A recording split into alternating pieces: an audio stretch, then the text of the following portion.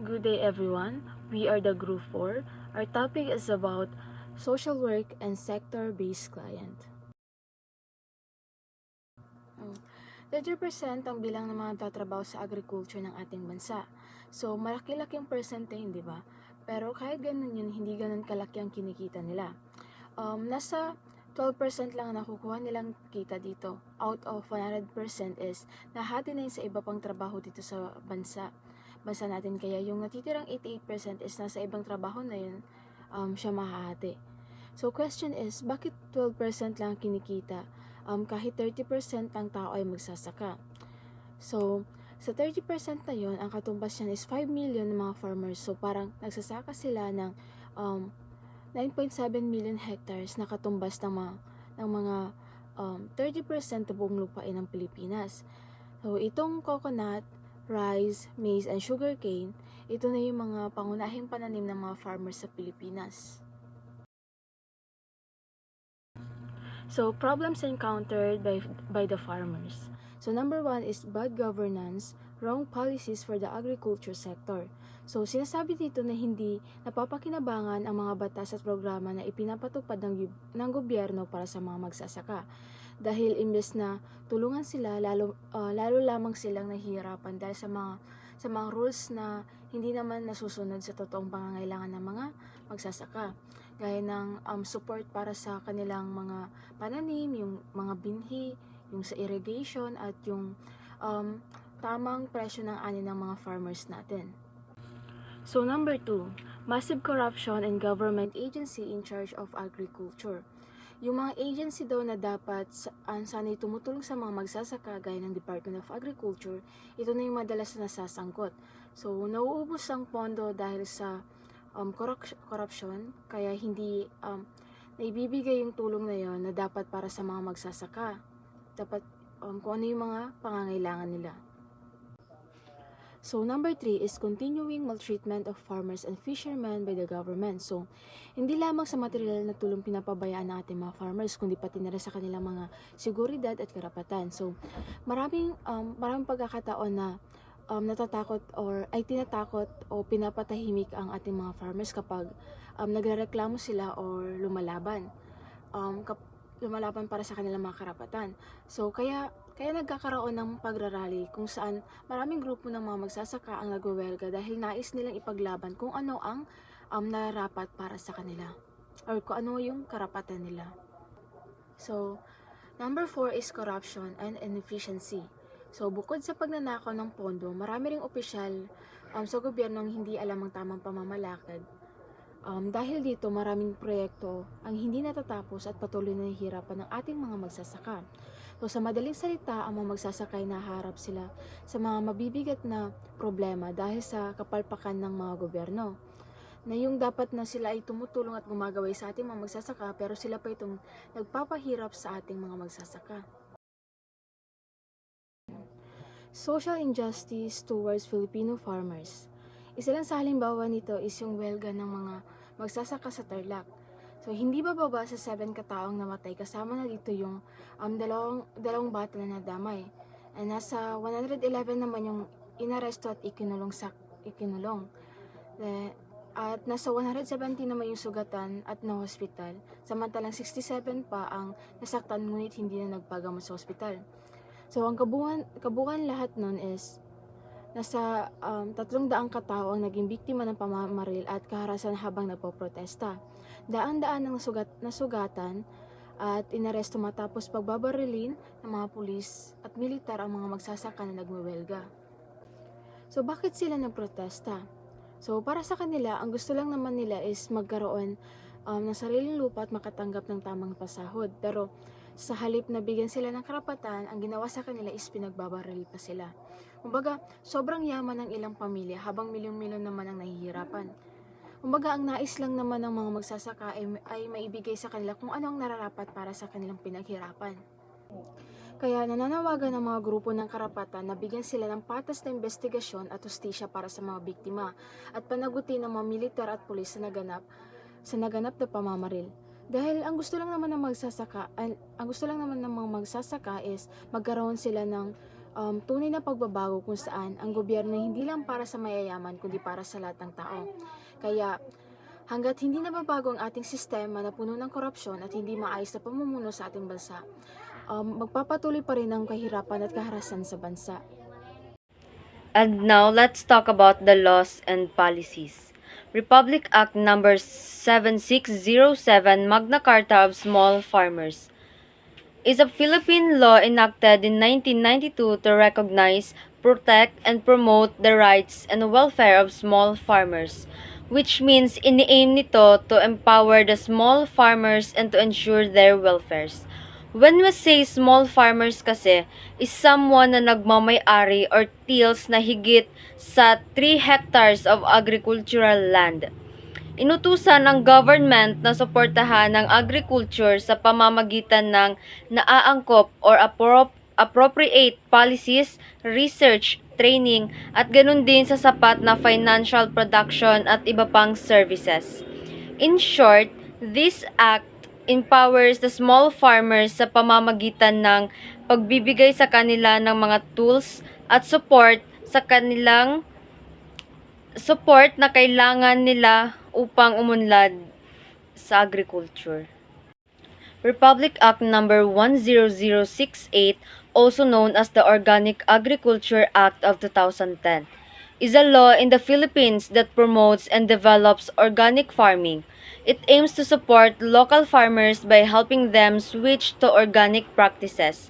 Ibig sabihin nito ay tulungan ang mga farmers o magsasaka na gamitin ang mga natural at ligtas na way ng pagsasaka tulad ng hindi paggamit ng chemical na abono para makapagtanim ng mas healthy at ligtas na pagkain para sa lahat. The last one is Republic Act Number 8435, also known as the Agriculture and Fisheries Modernization Act of 1997, aims to modernize the agriculture and fisheries sectors in the Philippines. It means nais nitong tulungan ang mga magsasaka at mangingisda na mapabuti ang kanilang production at kabuhayan in a way of paggamit ng makabagong technology at mas maayos na support galing sa government. Layunin ng batas na ito ang mas gawing productive, mas safe at mas mapagkitaan ang agriculture at fisheries dito sa bansa. Agricultural Credit and Financing Programs. Number 1 is Sikat Saka Program or SSP. Halimbawa, may isang magsasaka na gusto magtanim ng palay pero kulang siya sa pondo para bumili ng binhi, fertilizer at mga gamit. So, sa pamamagitan ng Sikat Saka Program, nakapag-apply siya ng pautang mula sa land bank na magagamit niya para makabili ng kanyang pangangailangan sa pagtatanim. So, number 2 is Program for Unified Lending to Agriculture or PUNLA. Halimbawa, may isang mangingisda na nahihirapan mapalago yung negosyo niya dahil kulang yung mga gamit niya sa pangingisda. So sa tulong ng punla, nakapag-apply siya ng pautang mula sa gobyerno at madali lang proseso dahil ang punla ay nagbibigay ng pinagsamang serbisyo mula sa iba't ibang agencies. Kaya nagamit niya ang pera upang makabili ng bagong bangka at kagamitan sa pangingisda. Dahil doon, tumaas ang kanyang huli at kita kasi kumpleto na yung mga gamit niya. So, number 3 is Cooperative Banks Agri-Lending Programs. Halimbawa, yung tatay ko is miyembro ng isang kooperatiba ng mga magsasaka sa Kabakan. So, nakatanggap sila ng pautang mula sa Cooperative Banks Agri-Lending Programs and gishare niya yun sa mga kasamahan niya para makapag-produce sila ng mais at gulay. Ginamit ng tatay ko yung nautang na pera para bumili ng mga makinarya at kagamitan na makakatulong para sa mabilis nilang pag-ani. So, ang kooperatiba or cooperatives ay nakatulong din sa pagbebenta ng kanilang mga produkto kaya maaring madoble yung kita nila. So, number 4 is Climate Change Adaptation Financing Programs. Halimbawa, may isang magsasaka sa Mindanao na apektuhan ng matinding tagtuyot ngayon. So, sa tulong ng CCAFP is nakakuha siya ng pondo upang mag-install ng isang irrigation at magtanim ng mga drought resistance na pananim. Dahil dito nakapag-adapt siya sa mga epekto ng pagbabago ng klima at patuloy na nakakapag-ani ng mga gulay sa kabila ng matinding init. So number 5 is Land Bank Agri-Financing Programs or Land Bank AFP. Halimbawa, may isang negosyante na nagpa-process ng mga product niya mula sa nyog. So, nakapag-apply siya ng loan mula sa Land Bank AFP para mapondohan ang kanyang negosyo. So, ginamit niya yung pondo na yun para bumili ng mga makinarya sa pagproseso ng mga kopras. So number 6 is value chain financing programs. Halimbawa, is yung tatay ko isang kooperatiba sa Kabakan is nakikipag-ugnay siya sa mga processor at traders ng kakao para magtulungan sa pagpapalago ng industry ng kakao sa aming relihiyon. So sa tulong ng VCFP, nakakuha sila ng financial na suporta para mag-invest sa mga makinarya para sa pagproseso ng cacao beans, pati na rin sa mga marketing ng produkto. Dahil dito, parang tumaas ang kita nila yung mga magsasaka ng kakao at nakatulong din ito para lumakas ang buong kakao sa aming parang komunidad. So number 7 is Agrarian Production Credit Program. Halimbawa is yung lolo ko is isa siyang beneficiary ng Comprehensive Agrarian Reform Program. Tapos nakatanggap siya ng isang lupa sa agrarian reform. Pero kulang siya ng kapital para mapalago niya yung sakahan niya. Kaya sa tulong ng APCP, nakakuha siya ng pautang para bumili ng mga fertilizer, binhi, makinarya, yung mga kailangan niya para sa sakahan niya. So number 8 is Production Loan Easy Access. So halimbawa, isa ako sa maliit na magsasaka sa lugar namin. Tapos nahihirapan ako makautang sa mga bangko. So sa pamamagitan ng PLEA, nakakuha ko ng mabilis na pautang na magagamit ko para makabili ako ng mga kagamitan sa pagtatanim. So number 9 is Survival and Recovery Assistance Program. So halimbawa nito is yung nakaraang bagyo, yung bagyong Odette. So matapos manalas ang bagyong Odette, merong isang pamilya ng magsasaka ang nawala ang lahat ng kanilang mga kagamitan at pananim dahil dun sa bagyo. So sa tulong na SURE, nakatanggap sila ng pinansyal na tulong na magagamit nila upang makabili ng bagong kagamitan at para makatanim sila ulit. Ang tulong mula sa SURE ay nakatulong sa kanila at sa iba pang apektadong magsasaka para makabangon mula sa kalamidad at para makapagsimula muli.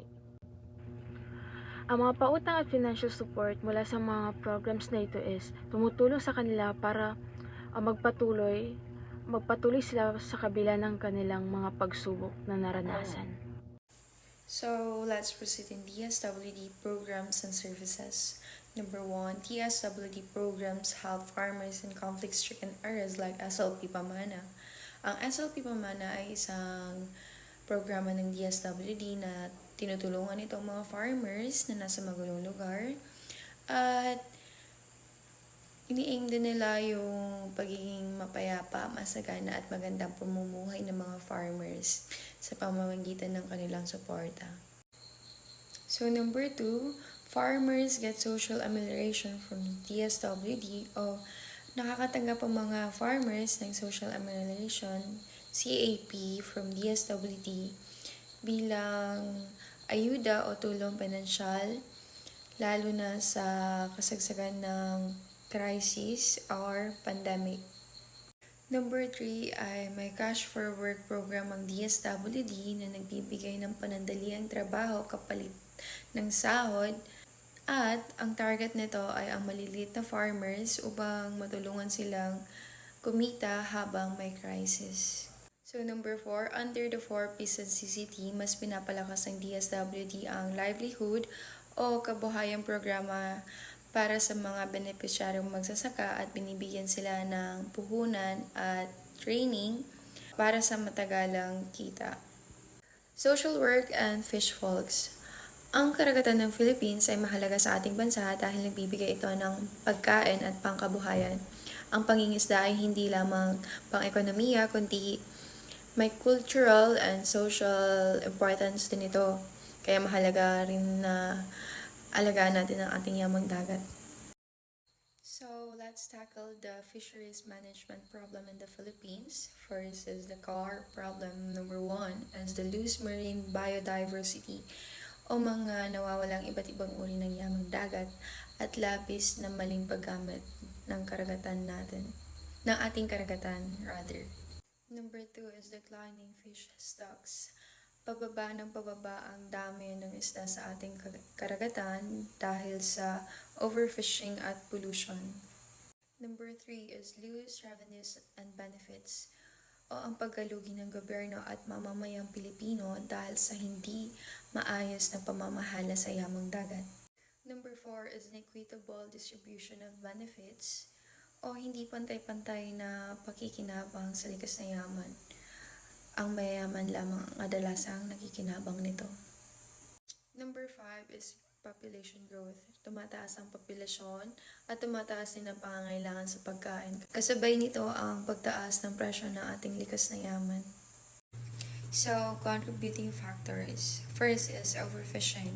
Ito na yung nauubos yung isda dahil sa hindi kontroladong pangingisda ng ating mangingisda or ating fishermen. Illegal and destructive fishing. Marami pa rin sa atin ang gumagamit ng bawal na paraan sa panguhuli at ginagamitan nila ito ng dinamita o lason. Coastal and habitat degradation, o pagkasira ng tahanan ng mga isda gaya ng coastal reef and mangrove forests. Siltation and pollution. Ito na yung putik at mga basura na napupunta sa ating karagatan at nagdudulot ito ng pagdumi ng ating dagat. Post-harvest losses. Nasasayang ang mga isda dahil sa kulang sa tamang imbakan at transportasyon. Efficient marketing. Hindi kumikita ng tama ang mga mangingisda dahil sa mahinang sistema ng pagbibenta. Open access. Walang nagkokontrol o walang kumokontrol sa pangingisda kaya lahat ay pwedeng mangisda kahit sobra na.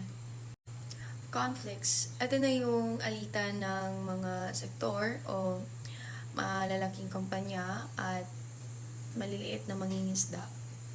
Low awareness. Marami ang hindi nakakaalam kung ano ang epekto ng overfishing sa ating karagatan at ang karamihan dito ay hindi tumutulong sa pag-alaga ng ating yamang dagat.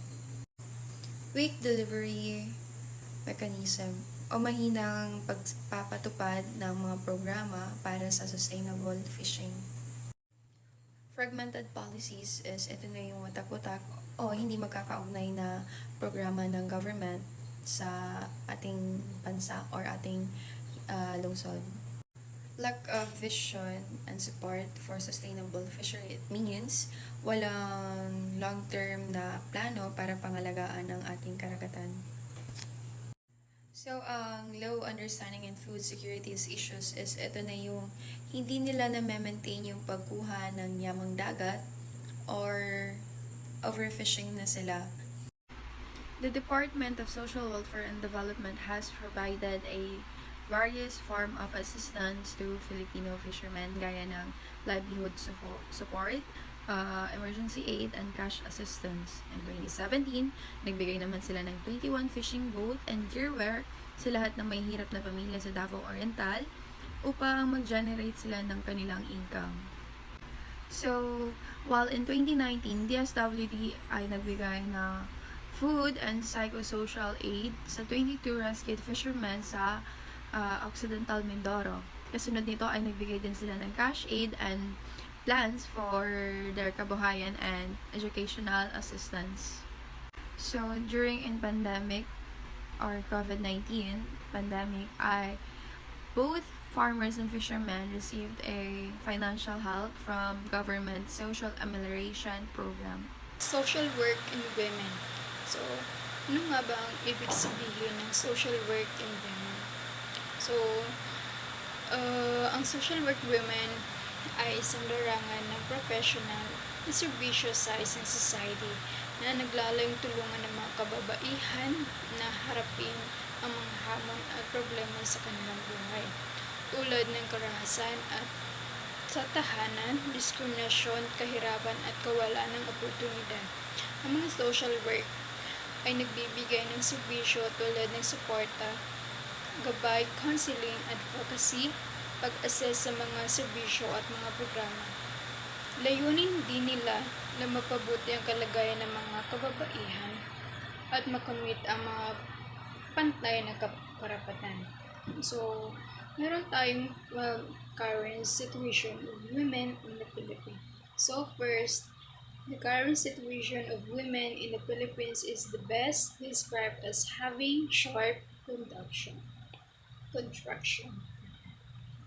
So, ang ibig sabihin nito ay may pagkakataon daw na ang mga kababaihan sa Pilipinas ay may mga tagumpay at oportunidad, ngunit sa kabila nito, sila ay nakakaranas din ng mga problema at so, ang halimbawa nito sa isang lugar ng mga kababaihan sa Pilipinas ay may mataas na pinag-aralan at nakapagtrabaho sa kanilang nagtapos ng professions. Ngunit sa kabila nito, sila din ay nakakaranas ng diskriminasyon at abuse. So, ang number 2 naman, sabi dito, ang mga kababaihang Pilipino ay may mataas na status sa edukasyon and marami din silang trabaho sa kanilang natapos na profession. Mayroon ding mga babaeng Pilipino na nasa politika at nagsisilbing mambabatas. So, sabi naman dito sa number 3, ang mga kababaihan daw ay nakakaranas na maraming paghihirap sa society.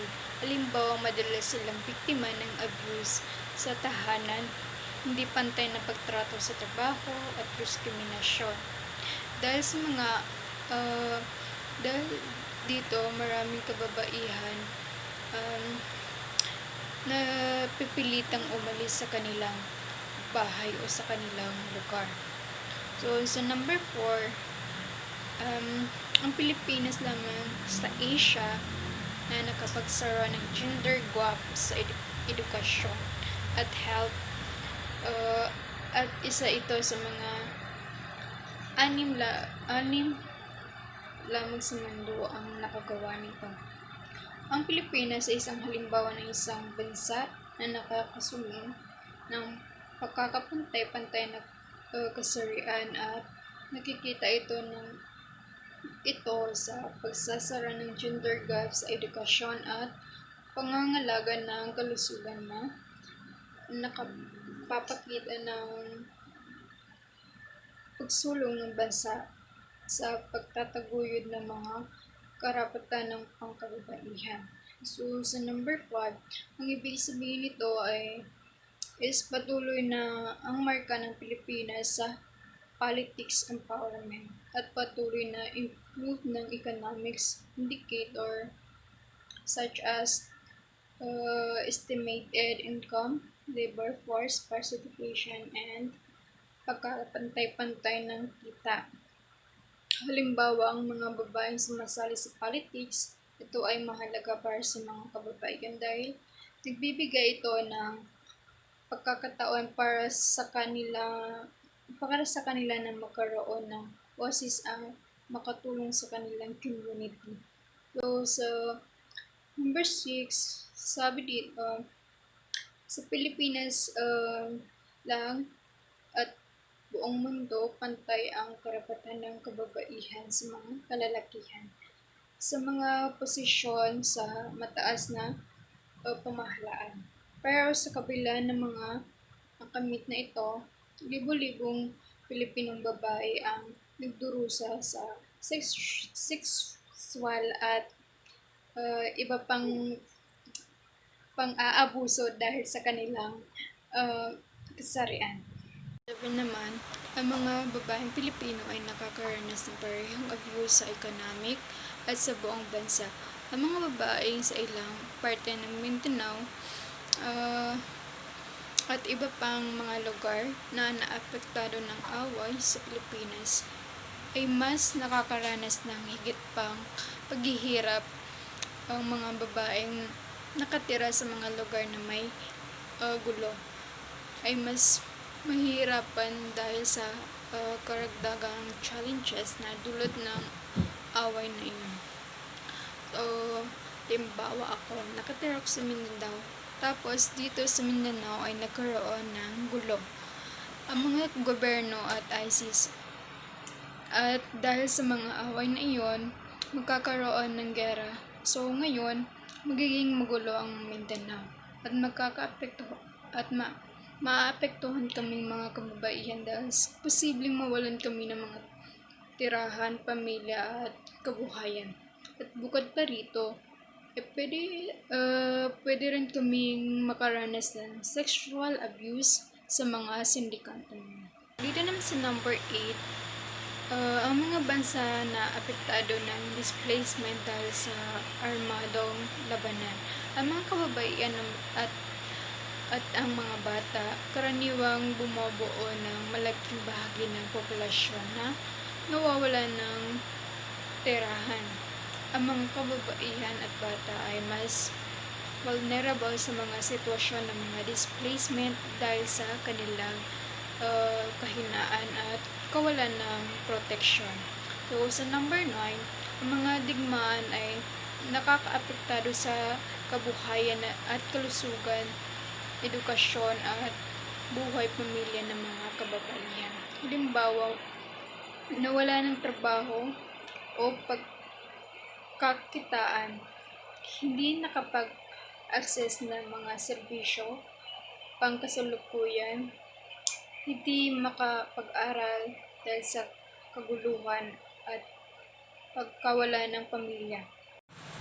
So, sa number 10, ang Pilipinas daw ay nagpatibay ng mga batas upang protektahan ang mga kababaihan laban sa mga diskriminasyon sa ekonomiya, social, politika. Ibig sabihin, may mga batas na nagbibigay ng proteksyon sa mga karapatan ng kababaihan sa iba't ibang aspeto ng buhay. So, number 11, sabi pa rito, naipasa ng bansa ang mga importanteng batas gaya ng batas na nakafocus sa proteksyon ng mga biktima ng panggagahasa noong 1998, batas laban sa mga sexual na panligalig noong 1995 at batas ng laban sa abuse, laban sa kababaihan at kanilang mga anak. So, sa last part, halimbawa ng statement na ito is ang movement ng kababaihan is aktibo daw sa pagpapataguyod ng mga karapatan ng kababaihan tulad ng pagpapantay ng edukasyon, trabaho at maging sa politika.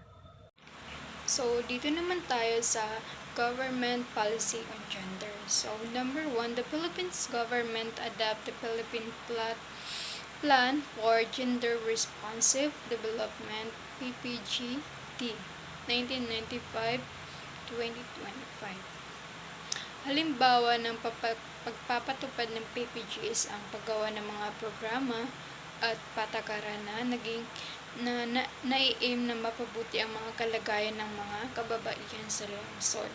So, ang number 2 naman is a 30 years strategic plan that translated the beginning platform for action into policy, strategies, program and project for Filipino women.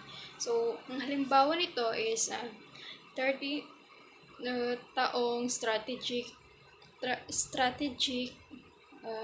plano is ini-aim ang mapabuti ang kalagayan ng mga kababaihan sa pamamagitan ng mga changes ng mga prinsipyo ng plataforma ng action ng Beijing sa mga programa. So now, let's proceed to the national machinery. So, ang National Commission on the Role of Filipino Women or NCRFW was established on January 7, 1975. Ito ay isang advisory body ng Pangulo ng Pilipinas.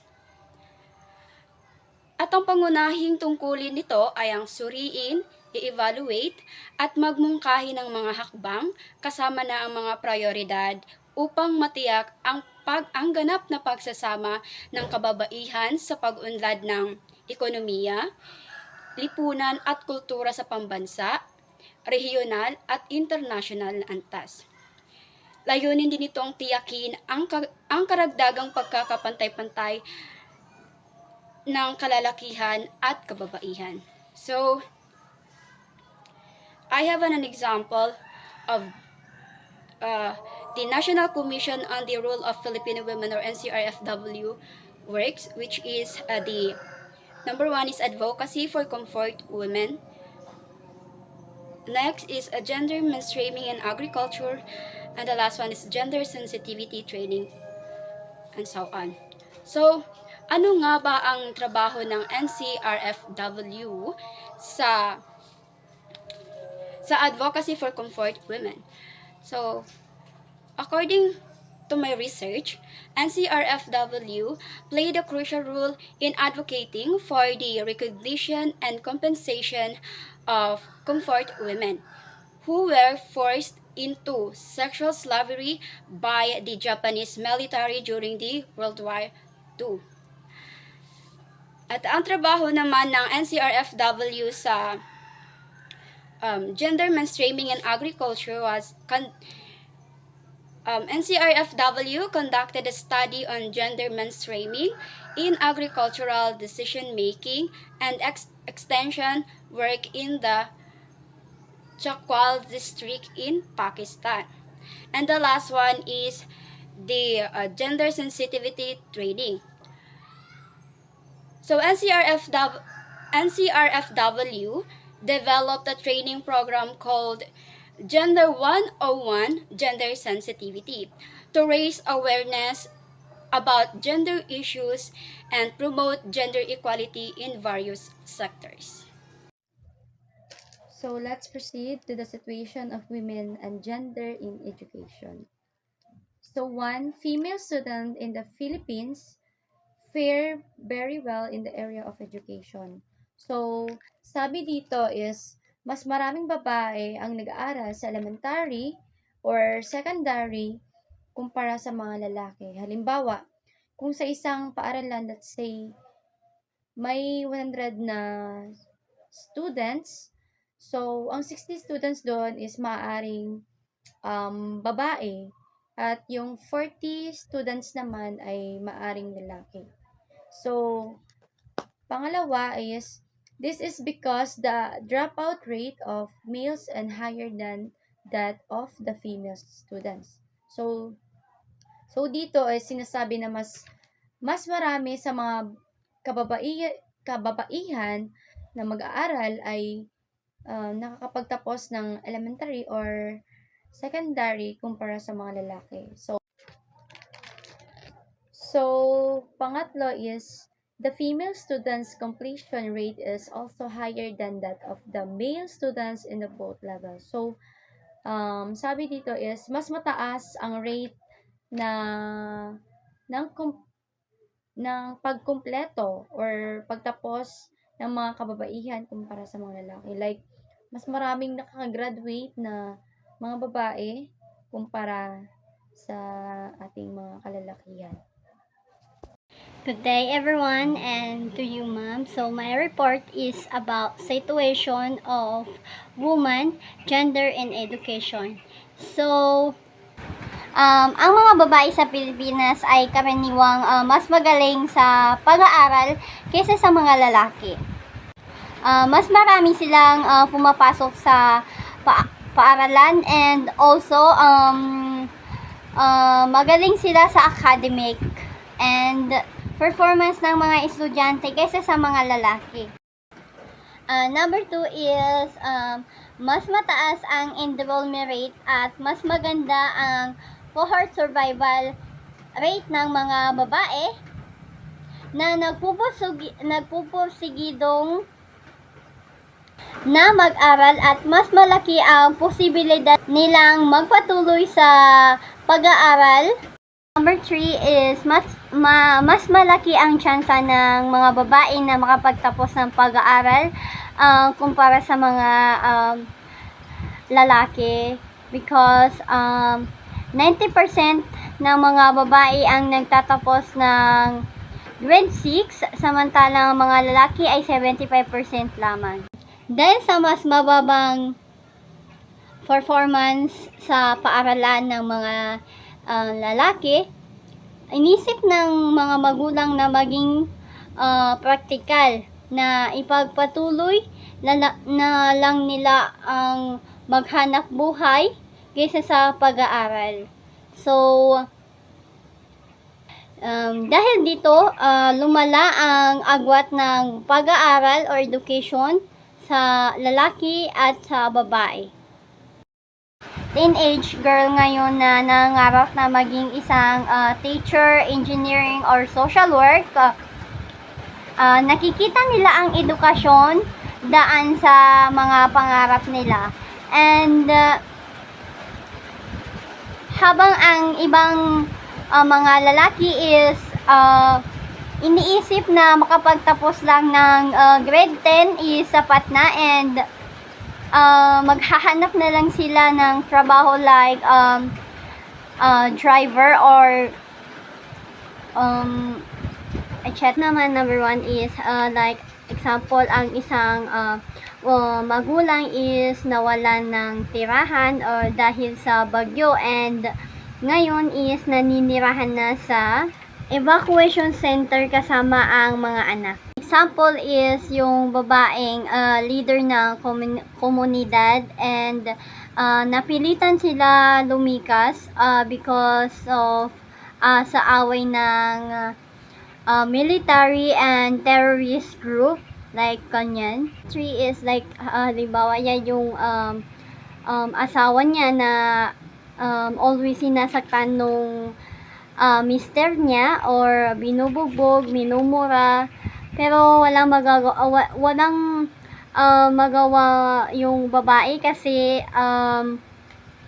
wala siyang pera and wala siyang pang tostos sa sarili. Number 4 naman is yan na yung halimbawa is yung dalaga is may pumunta sa kanya or may nag-alok sa kanya na pumunta sa ibang bansa, pero pagkarating niya dun is like na-scam siya, niloko siya nung nag-request sa kanya na pumunta doon sa ibang bansa. And also number 5 na ito na yung like yung single mom na nakulong kasi nga like nagnakaw because wala nga silang makain, and single mom siya, wala siyang asawa.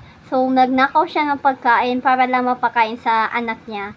Number 6 naman is, ito na yung walang asawa na nagtatrabaho siya. Like, para siyang breadwinner na hindi pa siya nakapag-asawa because nga inaalagaan niya pa yung mga magulang niya, yung mga kapatid niya, like, siya pa yung nag-provide na mga kakailangan nila, kaya siya wala siyang naging asawa.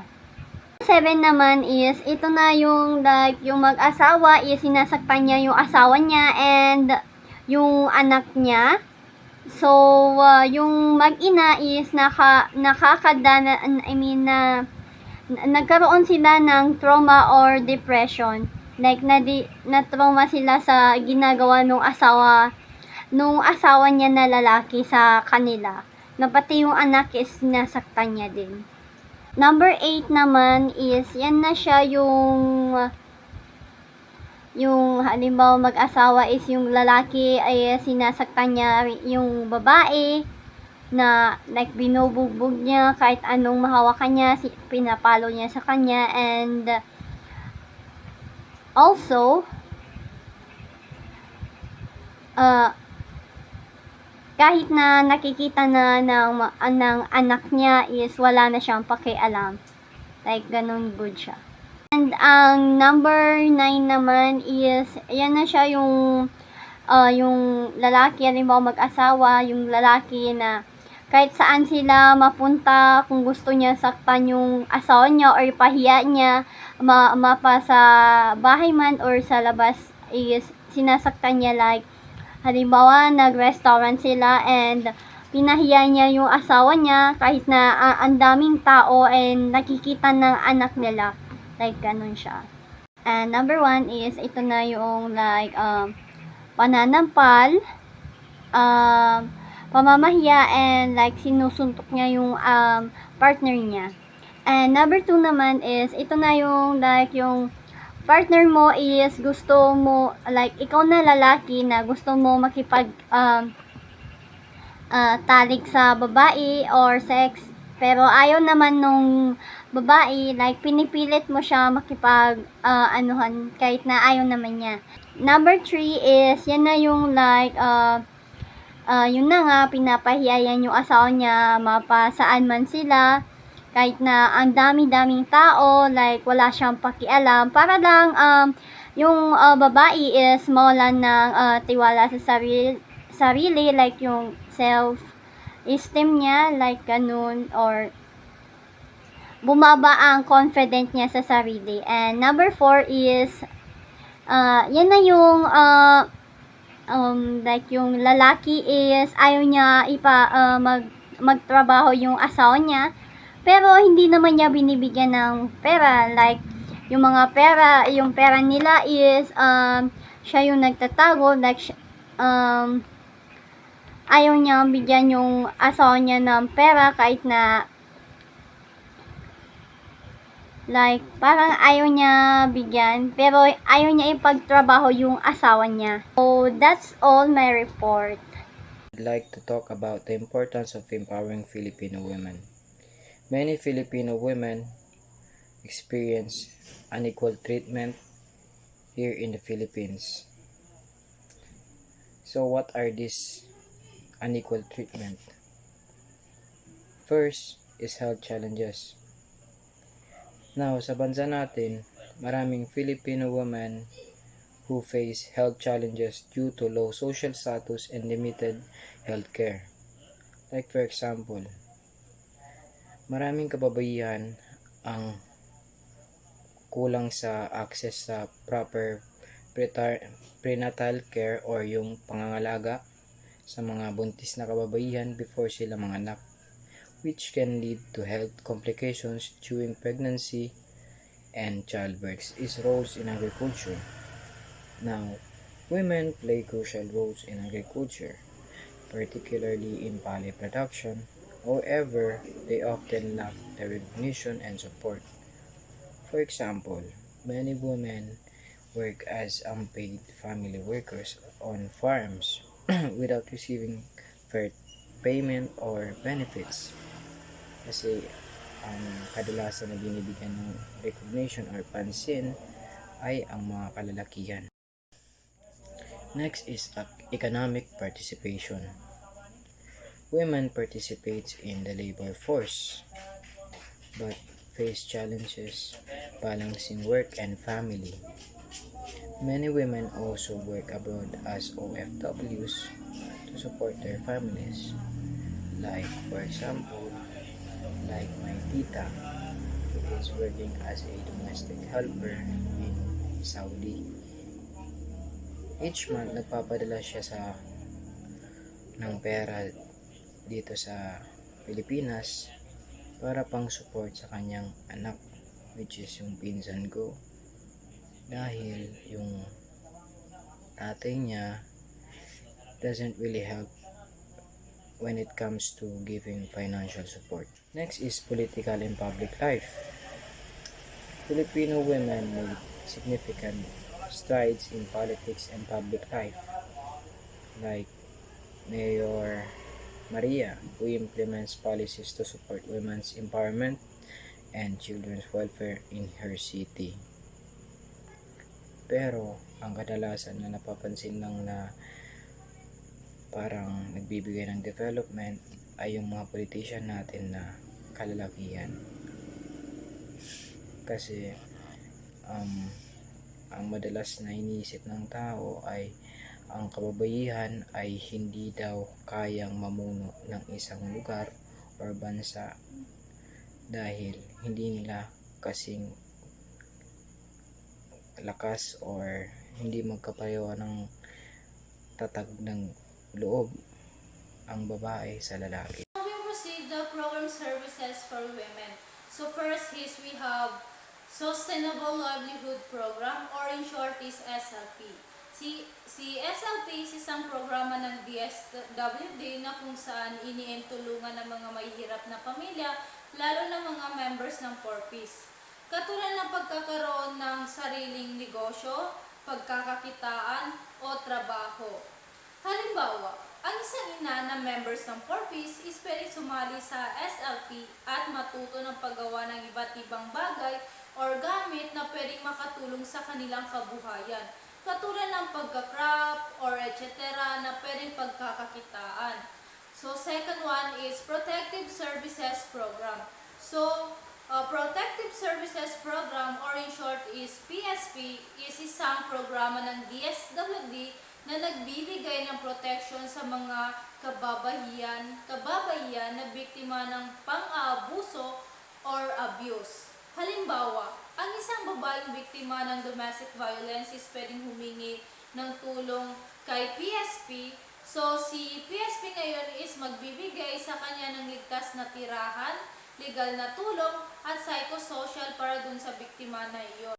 So, next is Pantawid Pamilyang Pilipino Program. Ito na yung 4Ps.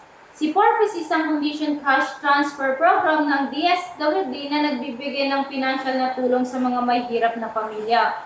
Ang 4Ps is may condition na dapat sundin ng mga beneficiary tulad ng pagpaparegister ng kanilang mga anak sa school. Kasi yun man din ang isa sa mga main point ng 4Ps, kumbaga para sa pag-aaral ng mga bata.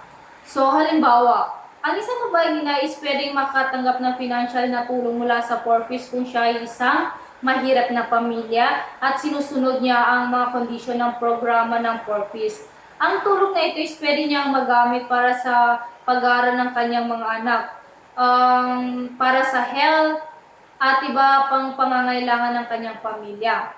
Pwede din sa pamagitan ng 4Ps is pwede siyang magpatayo ng sariling negosyo o maliit na tindahan para sa ganun is hindi niya na iisipin yung pang-araw-araw ng kanyang pamilya. And also, yung maliit na sari-saring store na yun is pwede siyang kumuha doon para sa pambaon ng kanyang anak para hindi na siya mahirapan. So, next is DSWD. Si DSWD is ang pangunahing agency ng pamahalaan na tumutulong sa mga mahirap at nangangailangan ng tulong sa Pilipinas. Ang agency is nag-aalok ng iba't ibang programa, pang-serbisyo, kabilang ang mga programang pangkabuhayan, pangangalaga sa health and education. Halimbawa ako, isang inang walang trabaho. So ngayon is lalapit ako kay DSWD para humingi ng tulong. So ngayon si DSWD is tutulungan niya ako sa pamagitan ng paghanap ng mapapasukan kong trabaho. Pwede rin na isasali niya ako sa iba nilang programa katulad ng SLP or yung Sustainable Livelihood Program, o di kaya naman 4Ps. Kung hindi pa ako naka-register o hindi pa ako members ng 4Ps, is pwede niya akong isali. Para sa ganun is magkaroon ako ng pagkukuhanan ng source of income at ma-provide ko yung pangangailangan ng aking mga pamilya and lalo na yung mga anak ko na nag-aaral. So next one is Kalahi Seeds. Ito yung programa ng pangkaunlaran ng DSWD na nakafocus sa pagbibigay ng kapangyarihan or power sa mga babae sa community or society na magplano at magpatupad ng mga bagay na para sa kanilang sariling pag-unlad or sa kanilang pangangailangan. Halimbawa, sa isang barangay is kulang sa medical center or clinic para sa mga kababayan na nagbubuntis. So ngayon, yung mga kababayan ay gusto nilang maaksyonan yung kanilang pangangailangan na yon. Gusto nilang magkaroon ng medical center or clinic sa kanilang barangay. Sa part na yon is pwede silang humingi ng tulong kay Kalahi Seeds, at si Kalahi Seeds naman is nandyan para tumulong at tutulong siya sa pamagitan ng pag-provide ng budget para mapatayo yung medical center or clinic para dun sa mga babaeng nagbubuntis. Para sa ganun is hindi mahirapan sa pag-check up if ever na nakakaramdam ang mga kababaihan sa kanilang kalusugan. So now, we will proceed the women-related laws. So first, we have RA 6949, declaring March 8 as a National Women's Day. Ang batas na ito yung batas nating mga kababaihan. Kumbaga, ito yung special day natin bilang babae. Ang layunin nito is bigyan ng pansin at halaga ang lahat ng kababaihan at yung mga contribution natin sa society. Pinapakita rin dito yung pagkapantay-pantay ng kasarian na meron tayo. Ang Women's Day is pinapakita rin dito yung pagiging ina at tagapag-alaga ng tahanan. Kumaga hindi porket babae ka is mahina ka, pero sa ibang aspect o mahina ka, pero pagdating sa isang bagay is powerful ka. For example, sa pagiging ina, di ba ang ina is the best yung alaga na binibigay nila sa pamilya niya? That's why lahat ng kalalakihan is walang karapatan na maliting tayo sa pagiging babae natin. Kung isipin na, in our generation, is mas babae na yung mas powerful kesa sa mga kalalakihan. Parang baligtad na yung situation. Halimbawa sa araw ng National Women's Day is gumagawa ng iba't ibang klaseng activities ang mga organization and institution para ipagdiwang ang mga kababaihan tulad ng mga seminar, forum at parada. So second is RA 7877, Anti-Sexual Harassment Act of 1995, pinirmahan ni Pangulong Fidel V. Ramos noong February 14, 1995. Ang batas na ito is nagdeklara ng sexual harassment bilang isang illegal na gawain sa mga lugar. Katulad ng trabaho or school, maging pa man sa bahay niyo mismo. Ito naman is ini-aim ito yung protection sa mga babae na harassment or naka-experience ng hindi magandang gawain sa pagiging babae nila. Katulad ng salitang natatanggap ng isang babae galing sa isang lalaki or yung kasali din yung paghihipo or yung chancing. Example, ikaw nagtatrabaho sa isang company, tapos may boss kang manyakis or bastos. Nakaranas ka ng paulit-ulit na hindi magandang biro o yung tinatawag na paghihipo na nanggaling sa boss mo na iyon. So ngayon, pwede mong gamitin ang batas na ito para mag-aay ng reklamo at humingi ng protection. So next is RA 8353, Anti-Rape Law of 1997, pinirmahan ni Pangulong Fidel V. Ramos noong September 13, 1997. Ang batas na ito is anti-rape at kabilang siya bilang isang krimen laban sa tao. Ini-aim niya na protektahan ng mga biktima ng rape at bigyan sila ng hustisya. Ang batas na ito is nagbibigay ng mas malawak na proteksyon sa mga biktima ng panggagahasa, kabilang ang mga bata at mga taong may disability na biktima. Example, may kakilala kang ang case niya is rape. Sabihin na lang natin na ni-rape siya ng kanyang lolo sa mismo ng kanilang tahanan. So ngayon is balak niyang mag-aay ng kaso mula sa lolo niya. Sa case na iyan is pwede niyang magamit itong batas na ito para pagbayadin yung ginawa sa kanya ng kanyang lolo at humingi ng justice. Pwede rin yung mga taong may kapansanan, tapos biktima rin ng rape. Kumaga, ni-take advantage yung kahinaan nila. Sa case na iyon is itong law na to is pwede din nilang magamit if ever man na magkakaso sila. So, next one is RA 8505, Rape Victim Assistance and Protection Act. Pinirmahan ni President Fidel V. Ramos noong February 13, 1998. Ang batas na ito is ini-aim na mabigyan ng tulong proteksyon ng mga biktima ng rape. Ito is ni-declare ng mga rape crisis center sa bawat lugar para magbigay ng mga service tulad ng medical, legal na advice at psychology sa mga biktima. Example, ang mga biktima ng rape is pwedeng humingi ng tulong sa mga rape crisis center para sa paggamot nila, legal na advice, at support sa emosyon na meron sila. And now we will see the RA 9208, Anti-Trafficking in Person Act of 2003. Ito yung isang batas sa Pilipinas na laban sa trafficking in persons, pinirma ni President Gloria Macapagal Arroyo noong May 26, 2003. Ito kasi yung illegal na gawain tulad ng pagbibenta ng mga babae sa ibang bansa or bata. Ang madalas na biktima dyan is ang mga babae and mga bata. Kabilang dito ang sexual exploitation, forced labor, slavery, death bondage, organ trafficking, and child trafficking. Example,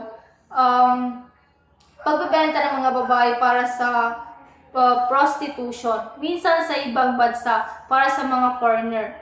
Paggamit ng mga bata katulad ng sindikato na ginagamit ang mga bata para manglimos. Kabilang din dyan yung mga taong ginagawang katulong kahit wala naman sa usapan. Kabilang din dyan yung sa company na nagpapa-overtime kahit na halimbawa ang usapan lang is hanggang 8 hours lang and madalas siya nagpapa-overtime is kabilang sa forced labor. Pati yung mga batang pinapatrabaho kahit na hindi naman gusto ng bata. Let's say, kasi yung bata is nag-aaral, that's why ayaw niya magtrabaho dahil nga mas gusto niya mag-aral imbis magtrabaho. And sino man ang mahuling lumabag sa batas na ito is may consequence na pagkakakulong ng 20 years and may multang 2 million pesos. Yung mga biktima is bibigyan sila ng medical treatment and psychosocial na tulong, tapos temporary shelter at livelihood, tapos temporary program para sa mga biktimang iyon. Ang batas na ito is pinagtibay ng Kongreso ng Pilipinas noong May 12, 2003. So next is RA 926, Anti-Violence Against Women and their Children Act of 2004. Ang Republic Act number 9262 na mas kilala bilang Anti-Violence Against Women and their Children Act of 2004 ay isang batas na ini-aim na protektahan ng mga kababaihan at mga bata mula sa violence. Ini-aim nitong ma-avoid ang anumang klase ng pang-abuso at pagmamaltrato na pwedeng maranasan nila, kahit sa loob man o sa labas ng kanilang tahanan. Katulad ng physical na violence, tulad ng pagsuntok, pagsipa, paghampas o anumang klase ng pag-atake na physical. Halimbawa, si Sampor na sinasaktan niya si Tungkay sa pamagitan ng paghampas. Pero halimbawa lang to. Si Samporna is sinusuntok niya si Tungkay at sinisipa. So ngayon, pwedeng kasuhan ni Tungkay si Samporna sa batas na ito dahil nga nakakaranas siya ng physical abuse. So sa sexual abuse naman is kabilang dyan ang panggagahasa, pang-abuso sa sexual o anumang klase ng pag-atake na may sexual na motibo. Halimbawa, ang isang lalaki na nagpipilit na makipagtalik sa kanyang asawa ng labag sa loob nito, kabilang pa din sa batas na ito. Hindi naman kasi porket asawa mo is anytime pwede mo siyang pilitin na makipagtalik sa'yo. Dapat nadadaan siya sa magandang usapan. So, next one is 1981. The Philippines filed the United Nations Convention in the Elimination of All Forms of Discrimination Against Women or CEDAW. Ang CEDAW is isang international na kasunduan na nag-aim ng tapusin ang diskriminasyon sa mga babae. Naging batas ito sa Pilipinas noong August 5, 1981. Gusto nito na bigyan ng pantay na karapatan ng kababayan sa education, trabaho, health, at maging sa politics ng pakikilahok. Example, ang CEDAW is nagbibigay ng pantay na access sa education para sa mga babae sa Pilipinas. May mga batas na nagbibigay ng scholarship or programa para sa mga babae na gusto makapag-aral. So next one is RA 6725. Prohibits discrimination with respect to terms and conditions of employment solely on the basis of sex. Ang batas na ito yung nagbabawal sa discrimination sa mga tuntunin at kondisyon ng pagtatrabaho based lamang sa gender. Ang ini-aim naman nito is ma-sure na ang mga kababayan is may pantay na pagtrato sa trabaho. Nagbabawal sa pagtanggi sa isang babae sa pagtanggap sa isang trabaho dahil lamang sa kanilang kasarian. Halimbawa ako mag-apply sa isang company. Tapos yung company na yun is bawal niya ako tanggihan based lang sa kasarian na meron ako. Dapat ang tinitingnan niya is yung qualification na meron ako and yung ability na meron ako. Hindi doon sa part na dahil lang sa babae ako. And dapat yung pakikitungo niya sa akin is kagaya rin sa mga kalalakihan. Kumbaga quality na treatment. So next is 1993, Guidelines for the Development and Implementing Gender-Responsive Projects and Programs, National Commission on the Rules of Filipino Women's National Economics and Development Authority, NCRFW, or NEDA. Ito naman is focus sa pagtulong sa agency ng government na gumawa ng mga programa at tumulong sa mga pangangailangan ng mga kababaihan. Ang mga ito ay sumusunod sa Republic Act No. 7192 at nagtataguyod ng pagsasama ng gender and development or in short is GAD perspective sa pagpaplano at pagpapatupad ng mga proyekto. Kinikilala rin dito ang pangangailangan ng sex disaggregated data para mas effective yung pagpaplano. Halimbawa, pangkabuhayang programa para sa kababaihan. Nagbibigay ng trabaho at opportunity sa kababaihan. Next is education. Nagpapataas ng antas ng education ng mga kababaihan. Sunod dyan is health ng mga kababaihan katulad ng check-up or etc. So next is 1995. Executive Order Number 273 approving and adopting the Philippines Plan for Gender Responsive Development year 1995-2025. Ang Executive Order Number 273 na pinirma ni dating President Fidel B. Ramos noong September 8, 1995. Pinapatupad ang pagkakapantay-pantay ng kasarian, kinikilala yung papel ng kababaihan sa society. Sinasama rin dito yung issue ng kasarian sa mga programa ng government na bigyan ng power ang kababaihan. Yung babae at lalaki dapat fair at pantay yung treatment sa kanila. Kumbaga, ang PPGRD is isang plano na gustong isulong ang pagkakapantay-pantay ng kasarian at lahat ng aspeto ng pag-unlad sa Pilipinas. Example dyan is mga programang pangkabuhayan para sa kababaihan. Next is karapatan sa pag-aaral and protection sa mga karapatan ng kababaihan. So, now we will see the next. 2004 Harmonized Gender and Development Guidelines. So, inilabas noong 2004 ay isang set ng mga patnubay na naglalayong isama ang mga isyu ng kasarian sa pagpaplano at pagpapatupad ng mga programa at proyekto sa pagunlad. Ang layunin nito is makamit ang pagkakapantay-pantay ng kasarian at pagpapalakas ng kababayan sa pamagitan ng mga proyekto at programa. Halimbawa is may mag-asawang magsasaka.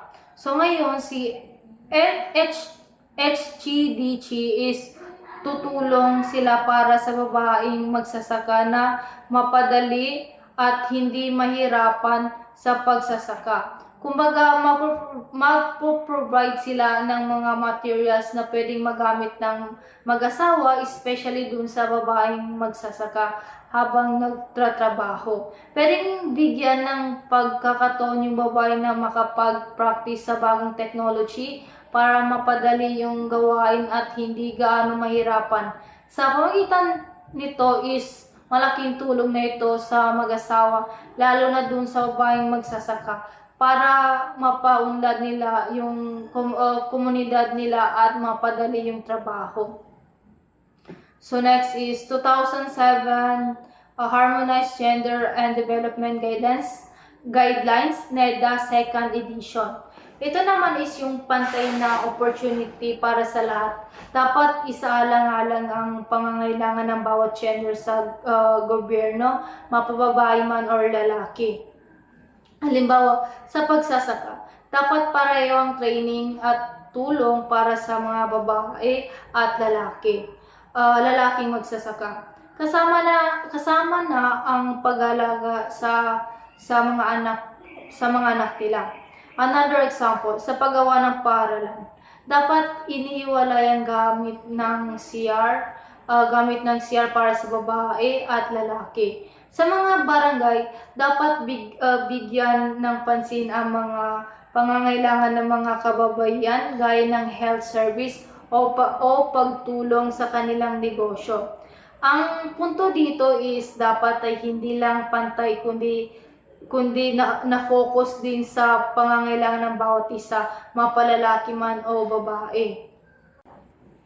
So now, we will see the typical roles and responsibilities of social worker specializing in women's advocacy. So first, case management or other roles within community and government agencies. Ang case management is isang proseso kung saan tinutulungan ang mga individual na ma-access ang mga serbisyo at suporta na kailangan nila. Sa context ng paglaban sa violence or pang-abuso, ang case manager is pwedeng magtrabaho sa mga agency ng government or community para tulungan ang mga biktima ng domestic violence, human trafficking o iba pang uri ng pag-abuso.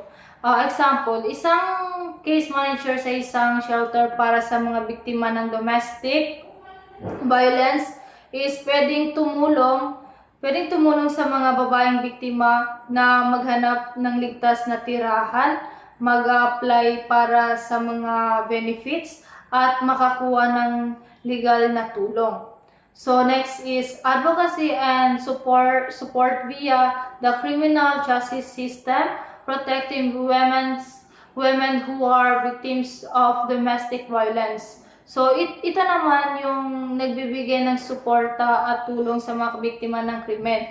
Kabilang domestic violence, ang mga advocated is pwedeng magtrabaho sa mga korte, pulisya o mga agency ng pangangalaga ng biktima. Ang kanilang tungkulin is tulungan ang mga biktima na maintindihan ang kanilang mga karapatan, mag-navigate sa sistema ng rights nila at makakuha ng mga serbisyong kailangan nila.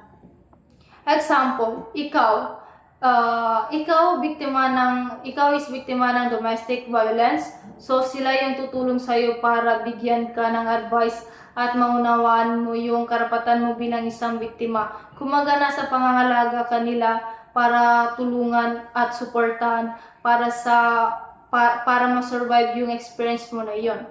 So next is community education to prevent human trafficking. Ito naman is mahalaga para ma-avoid ang human trafficking. Ang mga programang ito is pwedeng magturo sa mga tao tungkol sa mga panganib ng human trafficking, kung paano ma-acknowledge or makilala ang mga palatandaan ng trafficking, at kung paano i-report ng mga kaso ng trafficking. Halimbawa, pwedeng magturo sa mga student about sa mga panganib ng online exploitation at kung paano protektahan ang kanilang sarili mula sa mga trafficking. Last one is management for anti-trafficking programs.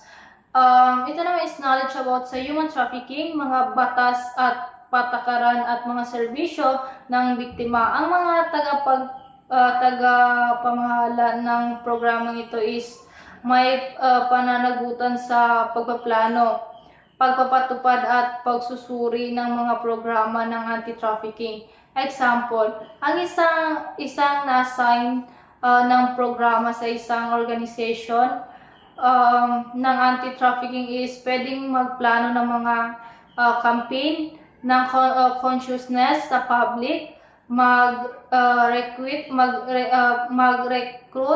and mag-train ng mga volunteer and mag-manage ng mga pondo. Good day everyone. So, ang next topic natin is about industrial social work. So, ano na nga ba si industrial social work? Ano ba yung mga pwede nilang maitulong sa ating community or sa ating society? So, si industrial social work is a type of social work that help people at their workplace, like in factories, companies, or office. The goal is to make sure workers are happy, healthy, and able to do their job well. Like example, helping workers with stress or personal problems, making sure that worker environment is safe and fair, solving conflict between workers, and supporting workers during big changes. So, ang main idea niya is to help workers and workplace fit well together so everyone can do their best. So, ano na nga ba ang main objective ng industrial social work? So, ang A, focus siya sa help employees become stronger from the inside, like helping them build confident and deal with stress or solve personal problems. So, ang B naman is personal and family problem ang focus niya. So, ang example niya is, halimbawa, sa isang company, si empleyado, nagkaroon siya ng problem. So, hindi masyado siya nakakapasok kasi may sakit yung anak niya. So, ang trabaho ni industrial social work is, first, ang gagawin ni industrial social work is, kakausapin niya yung employee. Pagkatapos, para magkaunawaan sila, para malaman ni industrial social work kung ano yung talaga yung problem ng isang employee. So, ang next naman na gagawin ni industrial social work, kung alimbawa ang isang problem nung employee is may sakit yung anak niya. So, ang gagawin ni industrial social work is pupunta siya sa local health clinic or child assistant. Pagkatapos nun, pagkatapos niyang matulungan yung bata naman, pagkatapos nun is kakausapin niya yung employee about sa trabaho niya sa isang office. So, ang gagawin ni social work industry is bibigyan niya ng task si employee, pero papayag siya na magtatrabaho siya sa bahay para habang nagtatrabaho siya, machi-check na yung kanyang anak. Yun yung trabaho ni industrial social work sa isang companies or sa isang workplace. So, ang C naman is focus siya sa special groups of workers. Like, ang focus niya is young workers. helping them adjust to the work environment, learn job skill, and build confidence. And also, tinutulungan niya rin ang women workers, supporting them with any gender-related challenges, maternity needs, or work-life balance. At the same time, tulungan din ni industrial social work si workers nearing yung retirement. Ang ginagawa niya na is helping them prepare emotionally and financially for retirement. And C naman is, ang D naman is, the goal is to give extra care and support to this group so they can success and feel secure. So ang E naman is, ang D naman is parang work adjust, like halimbawa working hours, the physical condition at the worker, and getting along with co-workers. So the social works act like parang yung social. Sa D naman is si social work industry, siya yung daan para matulungan niya yung both workers feel better in helping the company make smart changes. So si E naman is, ang focus niya naman is orientation and induction. This means helping new employees understand their job, the company rules, and how things work. It helps them feel welcome and comfortable in the new workplace. So, and also helping the work community, which means everyone at work, all employee and management to work better together, like improving teamwork, communication, and solving group problems. So it's about making sure new people feel at home and the whole workplace runs smoothly. So si F naman is guide people growth in a good direction, helping employee improve themselves personally and professionally. A sector of industrial social work naman is so number 1 na sector ng industrial social work is education. So education, paano ba tinutulungan ng sector of industrial social works education? Like support to workers in gaining further education, provide training programs, or help their children access education. Number 2 naman, and next one is women empowerment.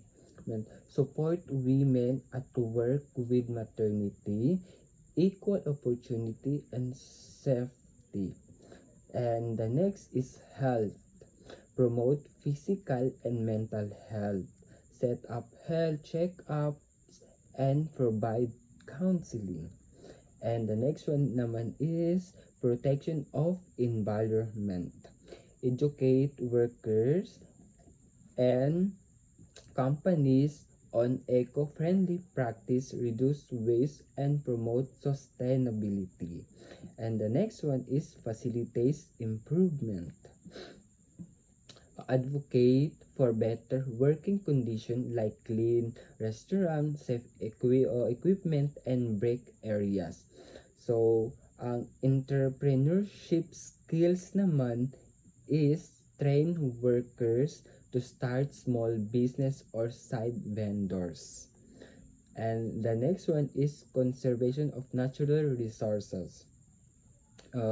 Encourage saving energy and water and using resources wisely at work. So, ang example niya is creating awareness about turning off machine when it not used. So, ang next naman is animal welfare.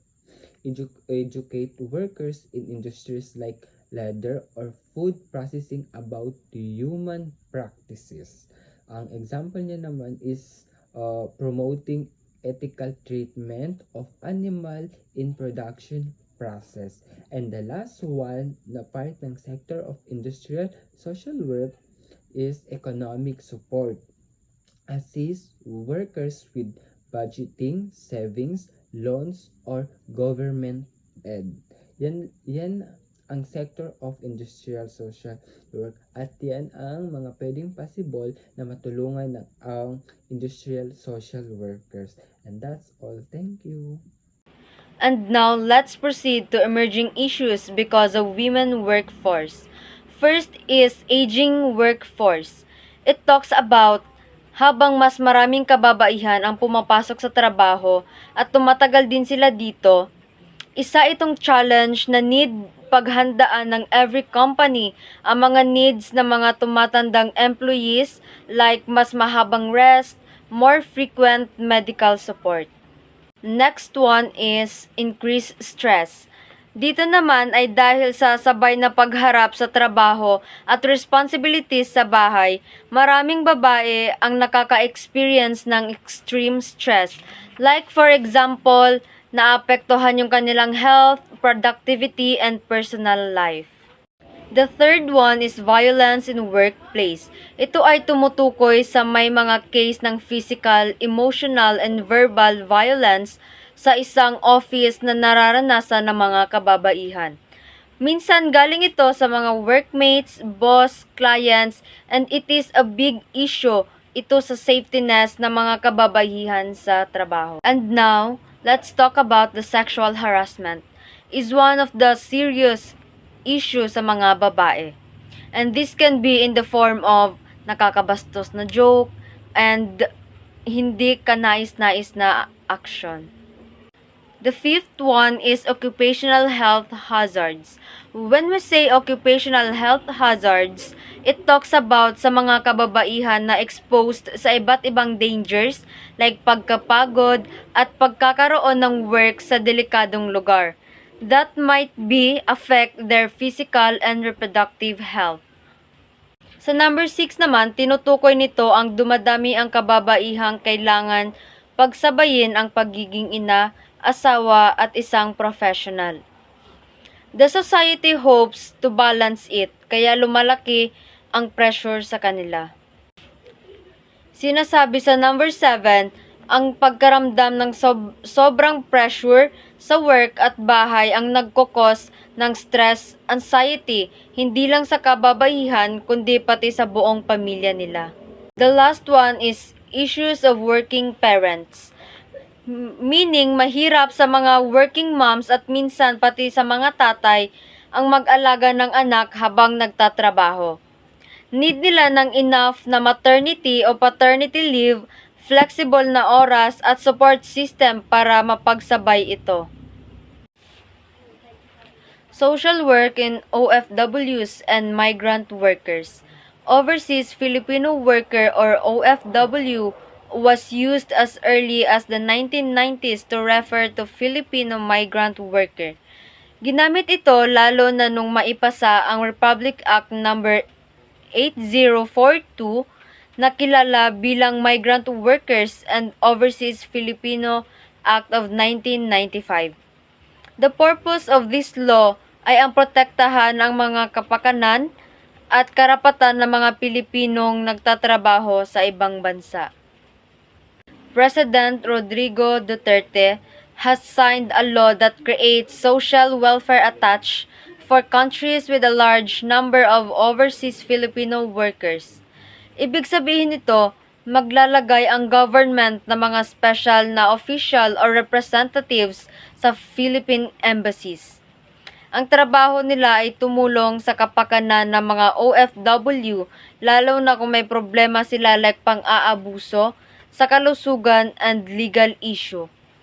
The purpose of this law is to provide better protection, tulong at support sa mga OFWs. Republic Act number 11299, also known as an act establishing the Office for the Social Welfare, was signed on April 17. Sa madaling salita, the purpose of this law is to assign ng official na magbibigay ng help at social services para sa mga Pilipinong nasa ibang bansa. The law tasks the Department of Social Welfare and Development to deploy social welfare attaches to countries with a large OFW populations in coordination with the Department of Foreign Affairs and Department of Labor and Employment.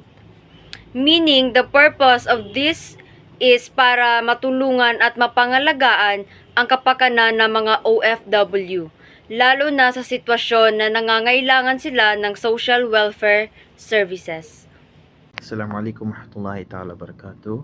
Today we're going to talk about the Philippine laws on overseas employment or mga batas ng Pilipinas tungkol sa trabaho sa ibang bansa. Number 1, Migrant Workers and Overseas Filipino Act of 1995 or yung tinatawag nating RA 1842. Ito'y batas na nagbibigay proteksyon sa mga Pilipinong nagtatrabaho sa ibang bansa. Number 2, Omnibus Implementing Rules of RA 8042. Ito'y mga patakaran kung paano ipapatupad ang batas na Republic Act 1842. Number 3, Overseas Workers Investment Fund Act o yung tinatawag nating Republic Act 7111.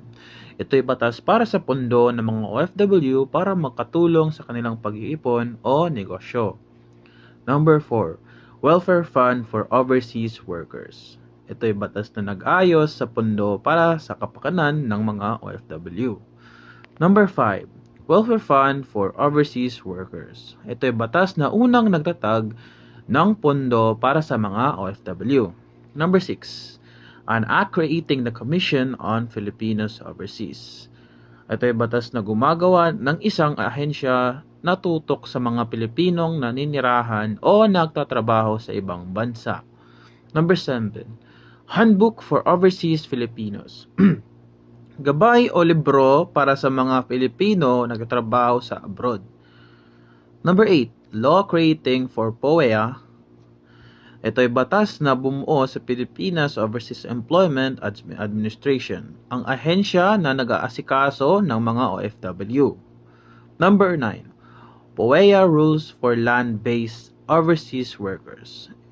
Ito'y mga panuntunan sa pagkuha ng mga OFW na nagtatrabaho sa lupa, hindi sa barko. Okay?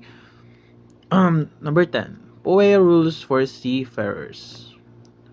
Ito yung mga patakaran sa pagkuha ng mga Pilipinong marino o seaman. Number 11, POEA Rules and Regulation Governing Overseas Employment. Dating mga patakaran para sa lahat ng klase ng overseas work. Number 12, Reorganizing the POEA. Batas na nag-ayos ulit sa struktura ng POEA para mas maging maayos ang serbisyo. Number 13, Ministry Order for the POEA Organization. Utos tungkol sa kung paano bubuuin at pamumunuan ang POEA. Number 14, Medical Care Program for OFWs. Ito ay programa para siguraduhin na may access sa gamutan ang mga OFW at ang kanilang pamilya. Number 15, Revised Guidelines Overseas Performing Artist. Mga bagong panuntunan sa pagsanay, pagsusulit at pag-deploy ng mga Pilipinong artist na magtatanghal sa ibang bansa. Number 16, POEA Memorandum Circulars. Ito ay mga paalala o memo na nagbibigay dagdag informasyon sa mga panuntunan para sa mga OFW. And last, number 17, Philippine Law Update, POEA. Mga bagong update o pagbabago sa batas tungkol sa overseas employment na pinamumunuan ng POEA. Yan lang po. Thank you. So, ang mga social welfare daw na naka-attach ay may pananagutan sa mga sumusunod. Una ay ang pag-asikaso sa mga kaso ng mga OFW at iba pang Pilipino na nasa kagipitan. Kabilang dito ang mga biktima ng human trafficking, illegal na recruitment, rape o sexual abuse at mga batang iniwan o pinabayaan. At ang pangalawa naman ay ang paghahanda ng mga ulat, paggawa ng mga ulat ukol sa kalagayan ng mga OFW at pagkumpleto ng mga survey. Number 3, pagtatag ng network, pagbuo ng pakikipag-ugnayan sa mga agency at individual na nagbibigay ng social services sa ibang bansa. Number 4, pagsubaybay at pagtugon sa mga pangangailangan at problema, pagmamanman at pagbibigay ng solusyon sa mga pangangailangan at problema ng mga OFW at kanilang pamilya. Number 5, paglikha at pagpapanatili ng database, paggawa at pag-update ng isang database ng mga OFW at kanilang pamilya para mas epektibong pagbibigay ng serbisyo.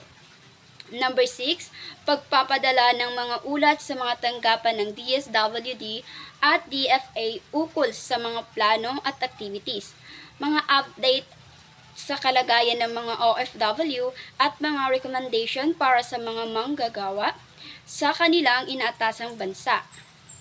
Ito rin ay magsisilbing bahagi ng semi-annual report sa Kongreso.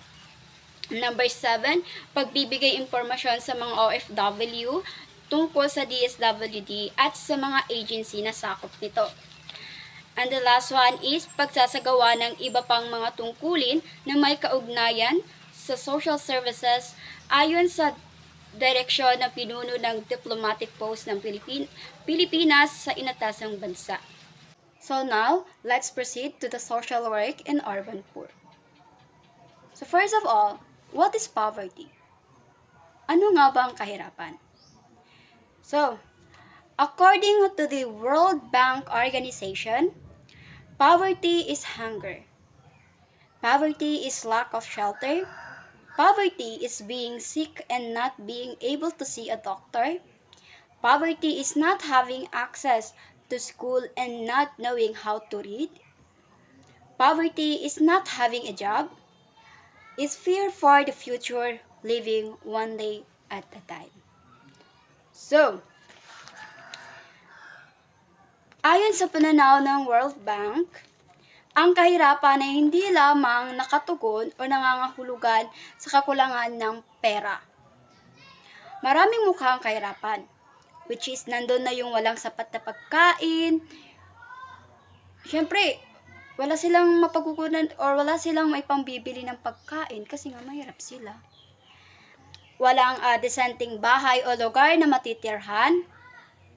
Kakulangan sa pangangalagang pangkalusugan.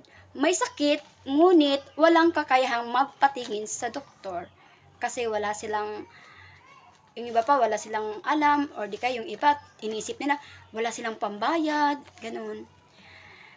And kawalan ng edukasyon. So, dito sa kawalan ng edukasyon, nandito na yung, syempre, kawalan ng edukasyon, dito na yung hindi marunong magbasa, hindi marunong magsulat. So, dahil doon, parang hindi sila nakaka-access ng information patungkol, gaya na lamang sa DSWD, kasi nga hindi sila marunong magbasa. So, need talaga ng guide ng isang social worker. So, and the last one is, walang mapagkukunan ng kita, which is, syempre, wala silang trabaho. Oo, wala. Which is poverty is not having a job. So, syempre, kung wala kang trabaho, wala kang mapagkukunan ng kita or wala kang mapagkukunan ng pera. Ay, may last pa pala, sorry. So, hindi siya last, but, dito na, kumbaga, sa kahirapan, dito na papasok yung takot sa kinabukasan, which is, iniisip mo, natatakot ka na, like, paano na kami bukas? Anong gagawin namin pagkabukas? Anong kakainin namin? Parang ganun. And also, according to the World Bank Organization, poverty has many faces, changing from place to place and across time, and has been described in many ways. Most often, poverty is a situation people want to escape. So, poverty is a call to action for the poor and the wealthy alike. A call to change the world so that many more may have enough to eat, adequate shelter, access to education and health, protection from violence, and a voice in what happens in their communities. So ayon dito, ang kahirapan daw ay isa ring panawagan sa pagkilos. Ang kahirapan ay nagbabago depende sa lugar at panahon. Madalas, ito ay isang sitwasyon na gusto makalabas ng mga tao. Kaya naman, ang kahirapan ay isang panawagan sa pagkilos. Kapwa para sa mga mahihirap at mayayaman. Isang panawagan na baguhin ang mundo upang mas maraming tao ang magkaroon ng sapat na pagkain, disenteng tirahan, may pagkakataon na makapag-aral at magamot kung sakaling magkasakit, ligtas sa anumang uri ng karahasan at pag-aabuso. And a voice in what happens in their communities para kumbaga, sana ay may karapatang makapagpahayag ng kanilang saloobin at lumahok sa mga desisyon na nakaapekto sa kanilang buhay. So now we have the two main classifications of poverty. So first, we have absolute poverty. So absolute poverty is a condition characterized by severe deprivation of basic human needs such as food, safe drinking water, sanitation, facilities, health, shelter, and education. So, si absolute poverty is, ito na yung group of family or ito yung mga tao na hindi nila nabimit yung 4 basic needs like food, clothing, shelter, and medicine. So, si absolute poverty is, ito na yung poorest of the poor. Yes. Sila yung mahihirap talaga like walang mga trabaho, at walang sapat na tahanan. So, the second is relative poverty. So, what is relative poverty?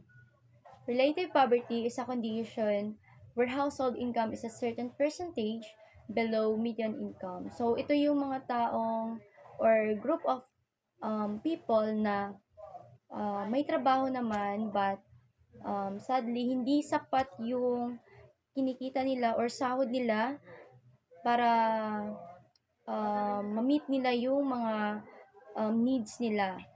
Although, na-meet naman nila yung four basic needs like food, shelter, clothing, and medicine. But, yun nga, ito yung mga taong nahihirapan pa rin mabuhay. So, their standard of living is significantly lower than the average in their community. So, now, let's proceed to the primary poverty. So, si primary poverty is, ito na yung tumutukoy sa isang kalagayan ng isang tao na kung saan ang isang tao ay kulang sa mga pangunahing pangangailangan. So, si primary poverty is parang gaya din siya sa absolute poverty. So, si primary poverty is hindi niya nami-meet yung mga basic needs like food, clothing, and shelter. So magbigay na lang ako ng isang example. So, halimbawa ako is wala akong sapat na pagkain. Like, let's say, sa isang araw is isang beses lang din ako nakakain. And nakatira ako sa isang masikip at sira-sirang bahay at walang disenteng damit. So, ang tawag doon is primary poverty. So, nabibilang ako sa isang primary poverty. So, now let's proceed to the secondary poverty. So, si secondary poverty is ito na yung isang pamilya na may trabaho at may kinikita naman, but yung pera or yung kinikita nila or yung sahod nila is ginagastos nila ito sa mga hindi gaano kailangan or kumbaga hindi mahalaga tulad ng alak, pagsusugal at sigarilyo. So, dahil doon, di na nila nami-meet or hindi nila natutustusan yung mga needs nila, gaya ng food, clothing, and yun. Social work values and poverty. The anti-poverty practice guide draws on the values and ethical principles and social justice domains of the BASW Code of Ethics, namely: number 1, upholding and promoting human dignity and well-being. 2, respecting the right to self-determination. 3, promoting the right to participation. 4, distributing resources. And 5, challenging unjust policies and practices.